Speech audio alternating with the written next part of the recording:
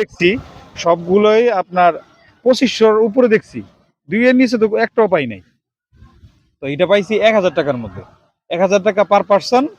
এখানে হলো মানে আনলিমিটেড, এটার ভিতরে ঘোরাঘুরি করা যাবে, খেলাধুলা করা যাবে, গোসল করা যাবে, হ্যাঁ। এবং সাথে দুপুরে খাবারটা, সাথে দুপুরের খাবার আমরা ন্যাশনাল স্টাডি পার্কে গিয়া আমরা মাথা পিস প্রায় 260 টাকা করে আমাদের খাবার পড়ছে ওইখানে, ঠিক আছে। তো এখানে যেহেতু খাবারটা সহ আমাদের খাবার কোনো আর কোনো টেনশন নাই, আমরা খালি ওদেরকে বলবো, ওকে করলে বুকিং করলে 1000 টাকার মধ্যে হলো ওইটা। পাশাপাশি ভাই 1000 টাকার মধ্যে কিন্তু আমাদের ঘোরাটা হয়ে যেতেছে।